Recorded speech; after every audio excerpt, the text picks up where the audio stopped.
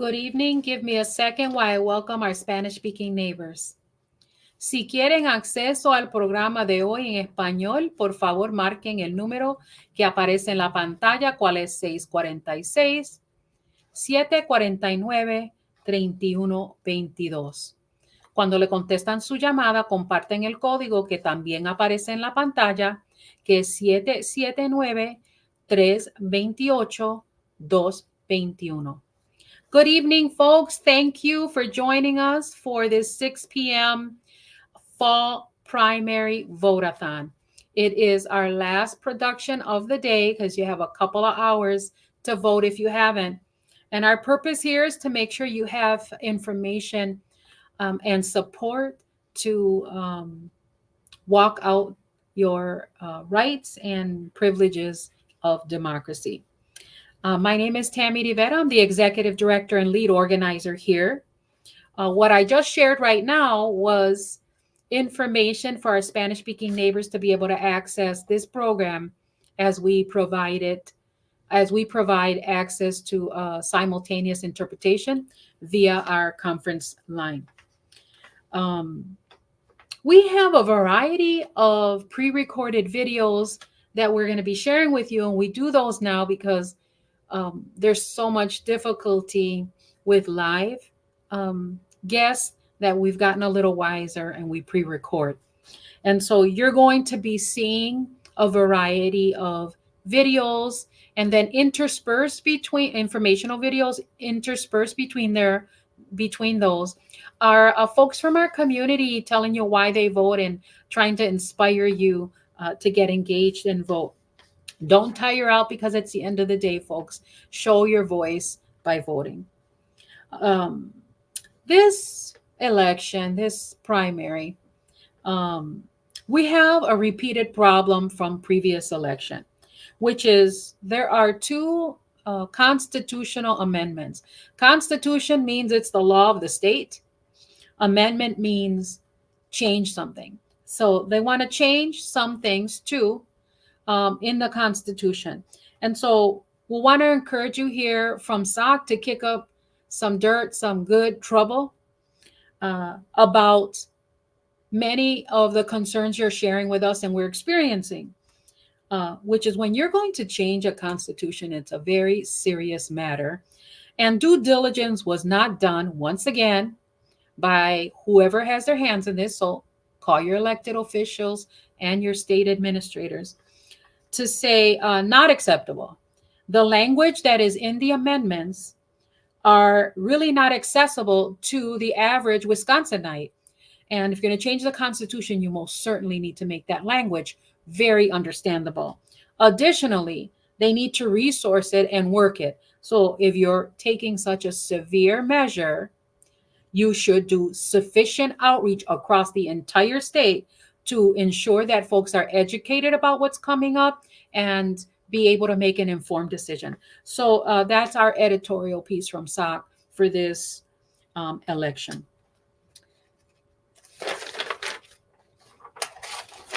Give me a second. I'm catching up a little slower at this version since we were on at 8. And then we had a youth takeover at 12 noon, which was just yummy. It takes a whole village to pull this production together. So we want you to join us and just saying bravo to our whole team. Carmen is our legal and program director, and she was a coordinator for this vote-a-thon, and she's this production's host. She also hosted at 8, and the youth hosted it during their takeover at noon. And then Stacy Carlos is our organizer, plus she's the lead of our public resources, and she's stepping in to be the interim safety person as well. And she's taking care of comments today, but also being backup production. Mario Canacasco is our communications and digital organizer, and he's also our interim IT person. And he is doing production today, and he coordinated and is managing our bilingual services. Jeanette, our youth organizer, got our youth takeover ready and really does an incredible job of coming alongside youth to help them, walk out their leadership. You should watch that if you get a chance. Just go back and see some of the wonderful things they have done. You'll see a little bit of that here as well in some of their videos. And that was really Isabel and Jeanette who hosted, and then all the rest of the youth were paired up with other staff in their roles so they can experience what it is to produce a program like this. Thank you to Tony Chavez, our operations director, who was problem solving, um, doing also best concierge, making sure we're all taken care of with food and refreshments. And then Wilma wasn't able to be with us today. She's off, but she's always just a present sense of support and comfort. And then, and help. And then we have our newest member, Jorge Perez, who is our youth and leadership consultant. And he's shadowing the experience today for the first time. Also, we don't want to forget about our interpreter. Thank you, Lusosa, for being with us all today. We really appreciate your help. And then, folks, we can see the number of people who are with us, but we can't tell who's with us unless you leave us a comment in the comment box. So if you're with us, don't be shy. Say hi. Let us know that you're here. We'll give you a shout out. And then what's coming next? I'm going to share County Supervisor Caroline Gomez Tom's video. And then after that, you're going to see Carmen come and join us and do a whole Get Out the Vote segment. So here with us now is our County Supervisor, Caroline Gomez Tom. Caroline Gomez Tom here, Milwaukee County Supervisor, District 14. And today, August 13th, is Election Day. And I'm encouraging you to go out and vote, make sure your voice is heard, and make sure that you are electing representatives that are going to put in the work for your community. I hope that you feel empowered today and make sure your voice is heard. All right, let's go do it. Thank you, Tommy, and thank you to Caroline, for her encouraging words. Just before we continue, I want to read a disclaimer, and I want to say that the views and the opinions shared in this event are not necessarily those of the Southside Organizing Center. Now, moving on, I want to share with you and take you over to one of the resources that we recommend people follow when looking for information regarding vote, where to vote, what's the time. And by the way, you still have time to go vote today. Let me present the screen, and we're going to be taken to the myvote.wi.gov in English. This is also, you're also able to access this in Spanish.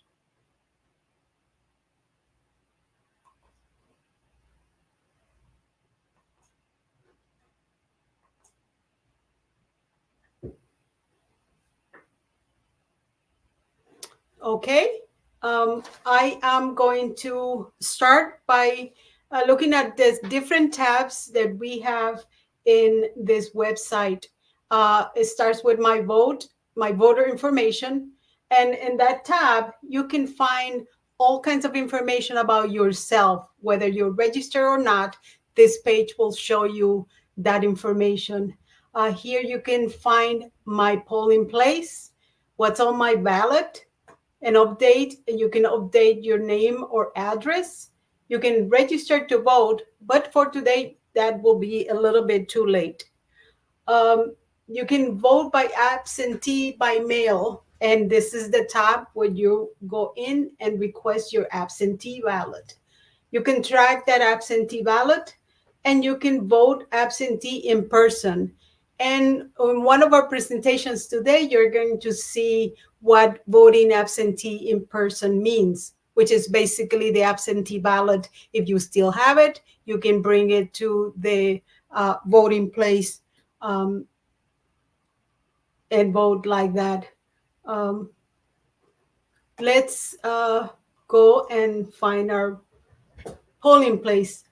Today I'm going to use the address of our office, Southside Organizing Center. We're located at the 1300 South Historic Layton Boulevard in Milwaukee, zip code 53215.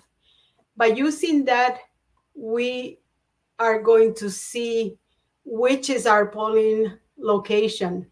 We're located at the Dorfler School polling location, which is Ward 215. This information provides you with the hours, with an address, and even with directions on how to get to this location. In addition to finding the location, you can go and click what's on my ballot. And based on the address, again, we're going to use our address. I can see that this is a partisan primary, which means that the parties are electing officials that are going to run in November. So each party is reflected in this ballot, the sample ballot. We have the Democratic Party, the Republican, the Constitution, Libertarian, and the Wisconsin Green. And you can see all the names of the different offices that are running in this primary. And right now in this area, we have a senator, we have a senator for the Democratic Party, representative for the District 4, also an assembly for District 9. We have a contest for district attorney in Milwaukee, for county clerk, for the Milwaukee County Treasurer, for the Register of Deeds. And then you can take a look at the other parties as well. And some of them have people running, some do not. But this is where you can find the information about the persons that are running in your area. Like I said, this is the particular people that are running in the area where we are located. If you live in the different part of town, you might have other people that are running also. Like I mentioned, you can update your name and address. You can track your ballot, and you can also request absentee ballot, and that will be for the November election. You can do all of that using this page. And I can't remember if I told you this is also, if you go all the way to the bottom of this page, you can elect to get the information in Spanish. Right here is the button that you can click to access the information in Spanish. As Sammy mentioned, also in the ballot, you'll see these two questions that are constitutional referendum questions. Later in the program today, we're going to have a guest explaining the language in the constitutional questions, and we are going to link you with additional information on how to read that those questions. Again, that is the information contained in my vote. And like I said, you still can go to the voting place. Voting is done at 8. And if you're online waiting to cast your ballot, you're still able to cast, even if it's past 8, as long as you remain in the line waiting to be to have access to the ballot. I just want to make sure that I do not leave anything out, because this is one of the places where we have most information about voting. When you go to the polling place, and here, going back to finding your polling place, generally you'll be required to present your ID. Could be an ID, it could be your driver's license. As long as you have some form of ID that is valid, you can register to vote today. You can also need proof of where you live. And proof of where you live, you can accomplish by getting your electric bill, your gas bill, your phone bill. You can bring the piece of paper, but you can also use your phone as proof, the picture in your phone as proof of your where you live. So I hope this is good information for you today, and we are going to move on and introduce you to a video by one of our collaborators. His name is Jonathan Zuniga, and he is with the City of Milwaukee elections. Production. Hi, Jonathan. Thank you for being with us today. Hello, Carmen, and hello, all of our SOC neighbors. Yes, we have you back because we want to have some fresh information about voting in Wisconsin and particularly in Milwaukee. So can we start by introducing yourself and giving us your what do you do, et cetera, et cetera? Yeah, my name is Jonathan Zuniga, and I work for the Election Commission. I oversee all of our election day voting, so all of 180 polling places that are open. Wow, that's a lot of places. How can you manage addressing all the needs of the different locations? Well, we have a great team of full-time staff here at the Election Commission, and we have a lot of temporary workers. And then, of course, we count on all of our poll workers who are at every polling place representing the Election Commission and helping voters. So I'll just plug in here that we are always looking for poll workers on the South Side, especially bilingual. Yes, and since you mentioned that, I'm going to ask you, is there a number of bilingual people that can help individuals that need some assistance? Are you saying, is there a number we want to get? No, a bilingual worker. Do you have bilingual workers at the polling places helping people? Yes. So we usually have around 150 of poll workers at particular sites where we know, we need folks who speak Spanish. Mhm. And then we also, in case that there isn't someone, we can translate over the phone. We have people at our office that speak Spanish and can translate. What about the ballots? Are the ballots in Spanish also? Yes, ballots are English and Spanish, and we try that all of our signage at every polling place is bilingual as well. Okay. And Jonathan, do people still have time to vote absentee? And can you tell me a little bit how can they do that? Yes. So if you are out there and you still have your absentee ballot, you have a couple of things. So you have until 6 p.m. to go drop it off at a drop box.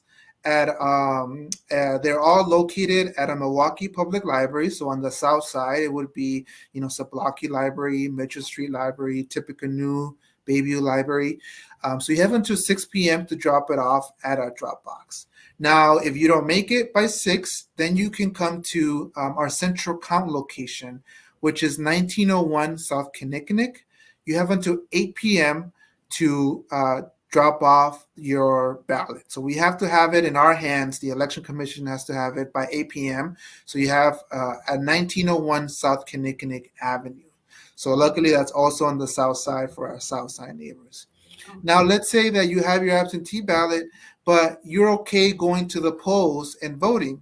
Then that's okay too. Then you didn't return your absentee ballot, so you can go to your polling place, your designated polling place, and vote there as a regular voter as well.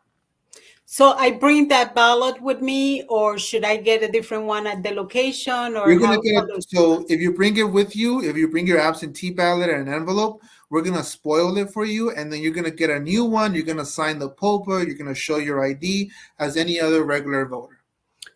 Got it. And Jonathan, the logistics about getting registered to vote, if somebody moved to a new location, can you tell us a little bit about like how many days do they have? What kind of information are they supposed to bring, and et cetera, et cetera?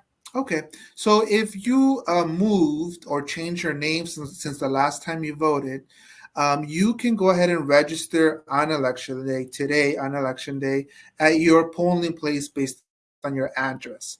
Now, you should go to either myvote.wi.gov to find out what's your polling place for your address. You know, there's been redistricting at the state level, at the city level a couple years ago. So maybe if you haven't voted since the last presidential 4 years ago, maybe your polling place changed. So just make sure you go out there, myvote.wi.gov, and check what is your polling place for your address. Go there.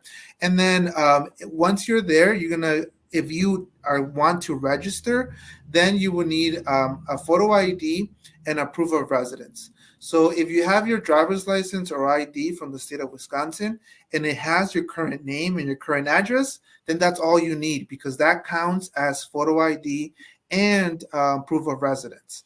But let's say you have an old ID that has your old address, then you can bring in something like a We Energies bill or a phone bill, a bank statement, a letter from any government agency that has your current address. Now, that's the, I just mentioned a couple of examples. There's a list of documents that you can provide that will show, that will be proof of your residence. So, and we're talking about proof of where you live. So there's a whole list. If you go to a polling place, you can ask for that list and the poll workers will provide it. And then an important thing too is that that proof of residence documents, you can show it on your phone. So it can be an electronic version. So if you can, many of us now have maybe a We Energies bill that we can download, or a bank app, and we can download our bank statement.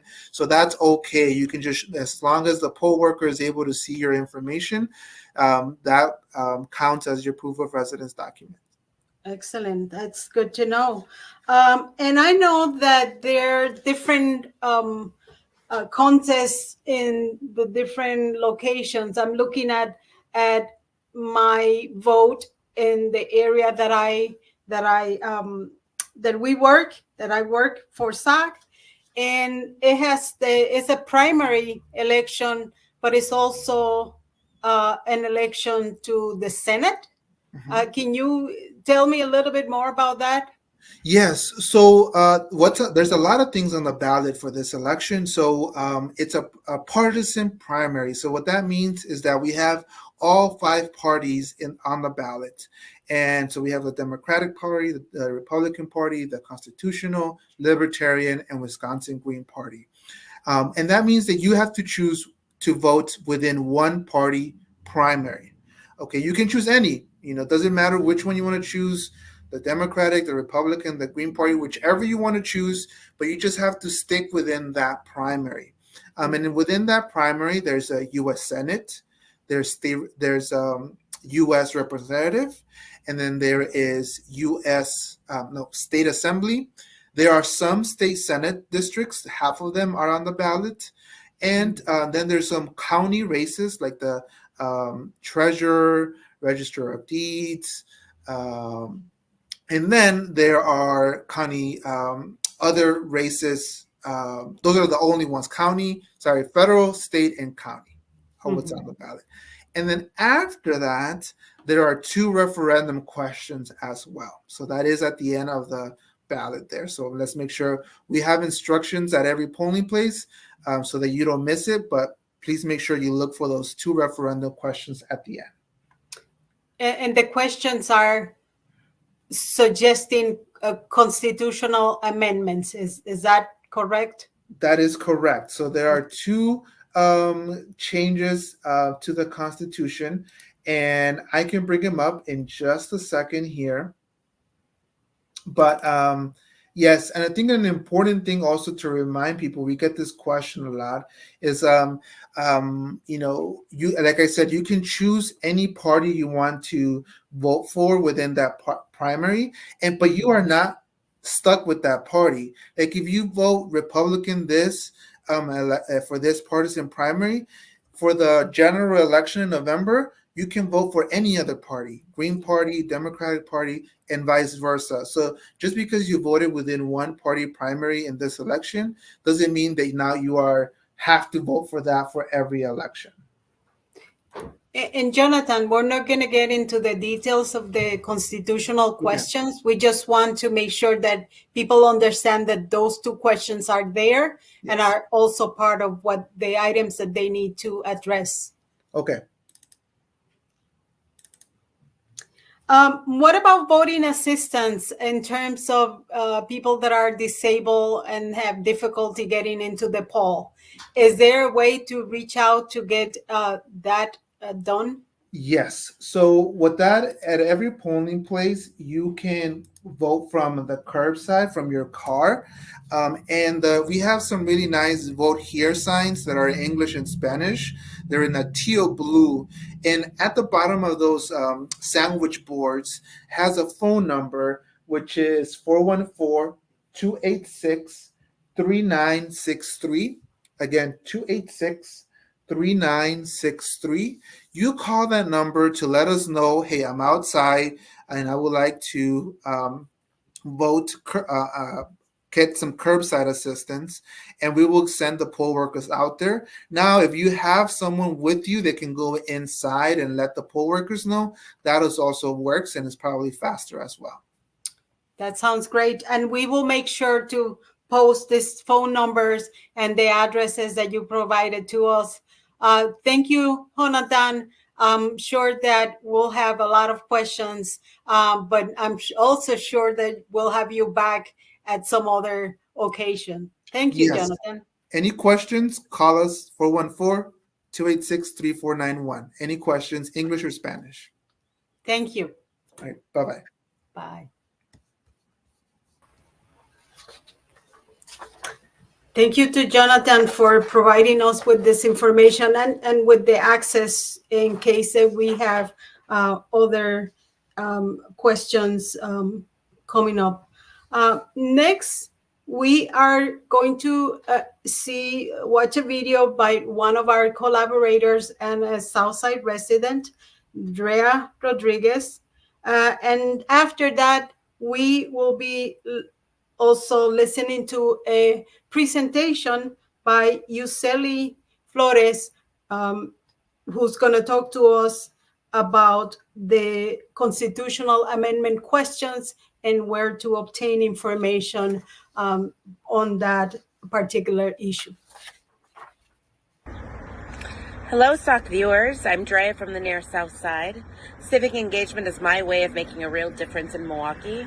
Ignoring politics is a privilege I cannot afford, especially because my existence as first-generation Latina is political whether I like it or not. It is both my responsibility and my honor to vote for those in my family who cannot vote today. Change might be slow, but when we unite, we are powerful. I refuse to be a bystander in Milwaukee. That's why I vote, and that's why my children will vote too. I hope you get out there today if you haven't voted yet. Thank you so much, mi gente. Everyone, today we have Yuseli Flores from the Wisconsin Democracy Campaign. She's here to talk to us about the constitutional amendment questions that we will be seeing in our voting this Tuesday. Hi, Yuseli. How are you?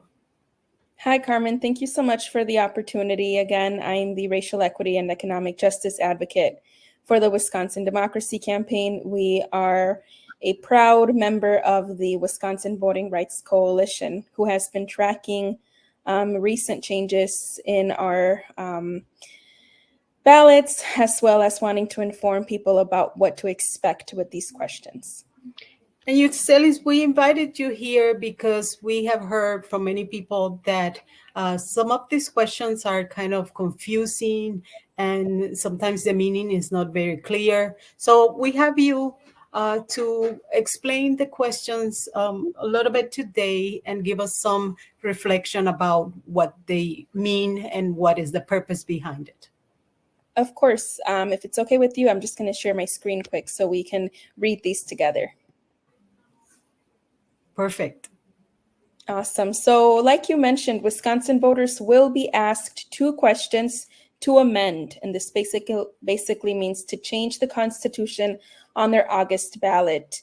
These changes will impact both the process for distributing federal money and who will have the power to make those decisions. These changes will impact a wide range of issues that voters care about, anywhere from education to the environment to how quickly the government can respond to emergencies, for example, a public health crisis or a natural disaster. So we want to make sure voters are prepared to answer these questions in the August 13th ballot. And this is currently what the Chapter 16, Section 54 of the Wisconsin Constitution reads. So this section of the Wisconsin statutes authorizes the governor to accept and allocate federal funds. And it's, currently it says that whenever the United States government shall make any money available to the state, funds for education, the promotion of health, the relief of indigency, the promotion of agriculture, or for any other purpose other than the administration of the tribal or any individual funds of Wisconsin natives, the governor on behalf of the state is authorized to accept the funds so made available. In exercising the authority herein conferred or given to the governor may stipulate as a condition of the acceptance of the act of Congress by this state such conditions as in the governor's discretion may be necessary to safeguard the interests of our state. So basically, right now, the governor has the ability to take and accept these federal funds. Okay, that's correct. Currently, that's state law. That's what the governor has done for since Wisconsin was a state. Mm-hmm. What they are trying to do now is that they're trying to change. And question 1 will say, question 1, delegation of appropriation power. Shall Section 35, parentheses 1 of Article 4 of the Constitution be created to provide that the legislature may not delegate its sole power to determine how money shall be appropriated. So the amendment would prohibit the Wisconsin State Legislature from delegating its power to appropriate money. The amendment was placed on the ballot with another question that would also require legislative approval via a joint resolution before the governor can expand federal money appropriated to the state. So currently, like I read before, before changing anything, it authorizes the governor to accept and allocate federal funds. So this is basically what a vote yes would mean, is that you would support changing the Constitution to prohibit the legislature from delegating its power to appropriate any money. And a no vote would oppose amending the state constitution to prohibit the legislature from delegating its power to appropriate any money. So a no vote would keep everything the same. A yes vote would change things. Okay. And then if we move on, this is just, people that support the amendment and people that oppose it. And this is only for information only. So the people that support the amendment received unanimous support from voting Republicans during both considerations of the amendment. And then people that oppose the amendment include the Wisconsin Education Association Council, the Wisconsin Association of Local Health Departments and Boards, Wisconsin Conservation Voters, Wisconsin Public Health Association, and recently added to Ballotpedia are the Wisconsin Democracy Campaign, the League of Women Voters of Wisconsin, Common Cause, All Voting is Local, America Votes, and other pro-democracy groups. So now moving on to the second question, because remember, this is a twofer.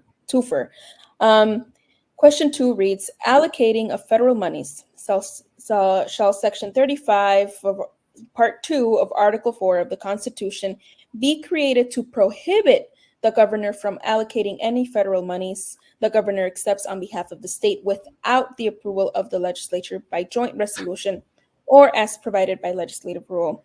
So the amendment would change. So this is just how the amendment would change how federal funds are allocated. So the amendment would require legislative approval from both parties and then the governor via a joint resolution, again, both parties, or legislative rule in order for the governor to allocate federal funds on behalf of the state. So currently, state law authorizes the governor to accept and allocate federal funds, but the resolution that placed this amendment on the ballot placed this second question, which would prohibit the legislature from delegating its power to appropriate money. So basically means it'll deter the governor from his powers, which is written in the Constitution that he has. Again, a yes vote would support changing the Constitution, and a no vote would keep the status quo the same. Again, these are people that support and people that oppose. So currently, this amendment received unanimous support from voting Republicans, but the amendment was unanimously voted against by voting Democrats during both legislative sessions. The amendment is also opposed by the Wisconsin Education Association Council, Wisconsin Association of Local Health Departments and Boards, Wisconsin Conservation Voters, Wisconsin Public Health Association, Wisconsin Democracy Campaign, League of Women Voters of Wisconsin, Common Cause of Wisconsin, All Voting is Local, America Votes, and other pro-democracy groups. Thank you for sharing those questions. So can you tell us, how does that work? What is the prohibition behind the amendments? How can that be implemented? Can you give us some samples? Yeah, I could give some examples of how this change would have impacted us in the past. So at the height of the COVID-19 pandemic, the Wisconsin State Legislature was actually one of the least active in the entire country. Legislators, unfortunately, they refused to come to work to deliver relief for Wisconsinites, just like everybody else, out of fear to leave their houses. But our governor was able to quickly distribute emergency federal funds to the communities that needed it. So we need to make sure that the governor can continue to distribute these funds efficiently and effectively. Red taping would basically stop the governor from doing anything, and it would basically make us wait for, Democrats and Republicans to play their partisan song, and then finally we would probably get a chance to do something. So again, like I mentioned, as I was talking, the Constitution, as how it is currently written, ensures that there's 3 branches of government, that they're all equal, that they have their own set of duties, and our government is basically a 3-legged stool. If you take out one leg, everything comes crashing down. So that's kind of what this change in the Constitution would do. It would create an imbalance in our government. So we're encouraging people to really just educate themselves on these 2 questions and really consider what it means when they do go out and exercise their right to vote.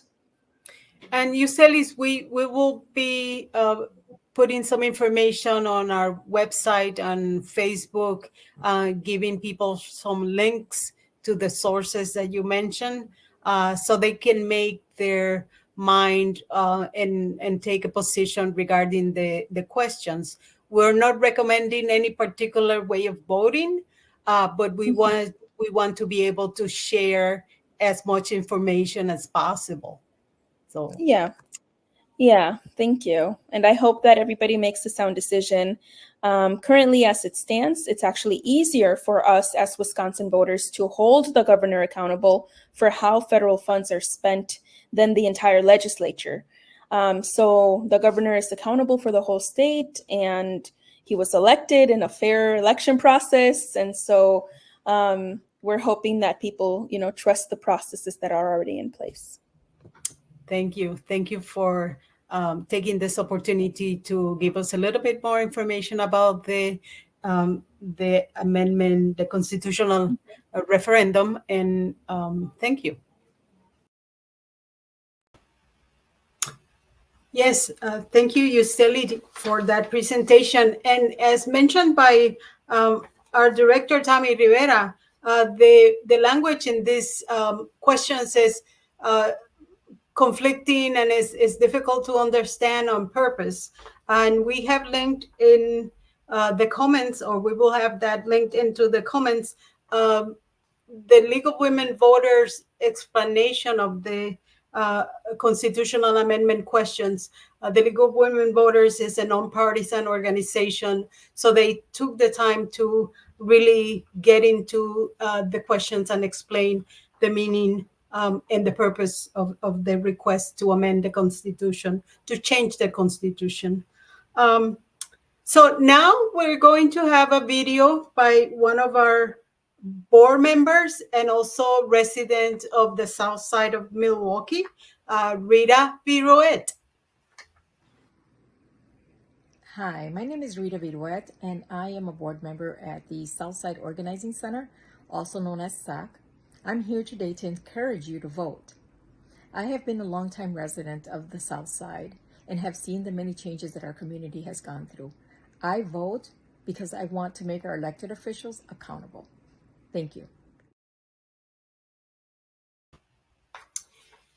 And we can see if you're looking at us on Facebook, but we do not see your name. So if you're there, please give us a shout out or write your name. We can also would like to see your voter number, because that's the kind of information that we like to see how our neighbors are engaging with us, with our program. Now I'm going to show, or my production team is going to show a video recorded and designed by our youth. There's a lot of good information in that video. Hope you enjoy it. Happening right now. The polls are open today from 7 a.m. to 8 p.m. and should take around 15 minutes to vote. We want to remind you that, like Jonathan Zuniga said, you have rights. If you're in line by 8 p.m., they must allow you to vote. If you have problems voting, please call the SOC office or call the ACLU hotline for English speakers and for Spanish speakers. For more detailed information, please check the link below. Here you can find voter information, including your specific voter info. Register day of with all the proper identification, which includes your polling place is important because the recent census changed some of our districts, which resulted in some of our voting polls, location changes, and some sample ballots. Plus more info. Remember, it is important for you to stay connected to your vote all year round by holding your elected officials accountable for their promises and roles. And just a quick reminder from our SOC youth, Your vote, your voice. I smile every time I see that video. They're so cute. And if you want to see more of our youth, they recorded a whole session at noon today. So you can go back to our feed and see their videos. Now I'm going to show you a little video by one of our county supervisors, Juan Miguel Martinez. My name is Juan Miguel Martinez. I am the county supervisor for the 12th district. I am outside of Zablocki Library about to cast my vote. The reason why voting is so important is because we hold these elected officials accountable when we vote. From our transit systems to our parks to fair housing initiatives and for mental health resources, these are all things that elected officials control. And if we want our communities to thrive, we have to vote. We have to vote in the right elected officials in order to be able to make these changes. We make the changes ourselves as a group. And when we do it ourselves as a group, we need to have somebody that we hold accountable in order to make sure that we get these things done. We are the liberators of our communities. We are the ones that make sure that we see the changes because we live in these neighborhoods and we are the ones that want to make sure that we see the things that we want out of our neighborhoods. Get out there and vote and make your voice heard. Thank you, Juan Miguel. And I want to acknowledge Gloria Garza. Gloria Garza is telling us that she was the 186th voter in her district. Awesome. Now I mentioned our youth, and we have an incredible group of youth here during working with us during the summer, and they have done a ton of work. They have done a lot of civic engagement in the community, and they have learned a lot. Now I'm going to show you one of the videos by one of our youth. Her name is Bella, and show the video. The Ballad of the Ballot by Isabel Smith. In the dance of democracy, a powerful seed lies in the act of voting, a citizen's deed. A voice, a choice, a whisper loud, in the chorus of the many standing proud. From the bustling cities to the quiet rural towns, every ballot cast a hope that abounds. For a future painted with the people's will, every checkmark, every vote, a dream to fulfill. The ballot is our brush, the booth our canvas sphere. We paint our leaders with precision and care. A stroke for freedom, a dash for rights, a portrait of progress in the hearts of the fight. The lines may be long, the weight may test, but the power in our hands is truly the best. For each vote is a story, each choice a song, in the grand symphony where we all belong. Remember the struggles, the battles of the old, the fight for a voice that history has told. Women and men who stood undeterred, ensuring our voices would forever be heard. So let us march to the polls, a resolute wave, with the power to protect, the power to save. Our democracy, a garden we must tend, with the seeds of our voice, let us mend. For in every election is a small part, lies the essence of freedom, the beat of the heart. So cast your vote, let it soar, let it ring, in the grand, bold anthem as we sing.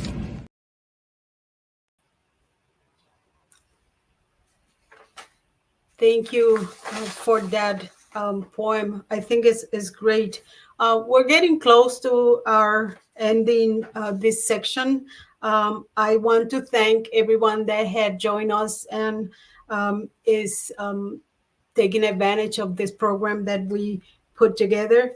I also want to let everyone know about some different surveys that we have, and we're linking into the comments.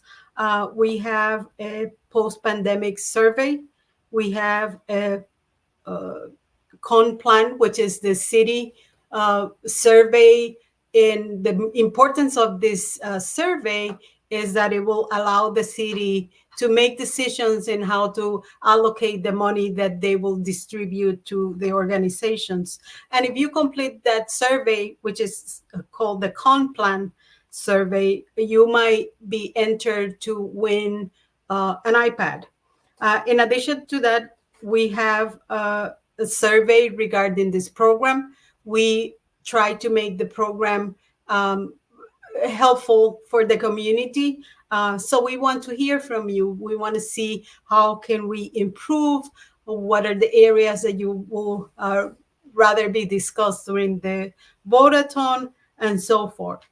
So thank you to all the collaborators, our friends, our neighbors, and our staff for joining us and giving us support during today's program.